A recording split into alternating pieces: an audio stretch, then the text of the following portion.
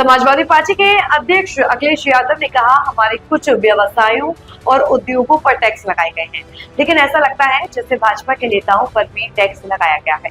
आप उनसे टैक्स के बारे में सवाल तक नहीं कर सकते। भदोही के कालीन, मुरादाबाद के पीतल के सामान, मेरठ के उत्पाद, सहारनपुर के वस्त्र, फिरोजाबाद के उत्पाद और कई अन्य चीजों का निर्यात इन प्रतिबंधों के बाद प्रभावित हुआ। यह हमारी अर्थव्यवस्था को नुकसान पहुंचा रहा है। अगर अमेरिका अपनी अर्थव्यवस्था को मजबूत कर रहा है तो हमें भी अपनी अर्थव्यवस्था को मजबूत करने के बारे में सोचना होगा।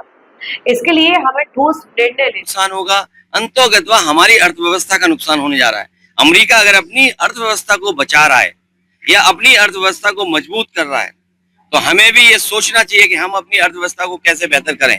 उसके लिए हमें फैसला लेना चाहिए। मेक इन इंडिया बर्बाद हो गया। स्वदेशी का नारा केवल मुंह से है, मन से नहीं है। ये बीजेपी के लोग स्वदेशी मुंह से हैं और मन से विदेशी हैं।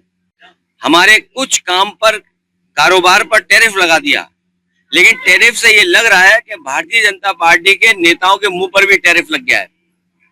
आप उनसे सवाल नहीं पूछ सकते टैरिफ को लेकर के।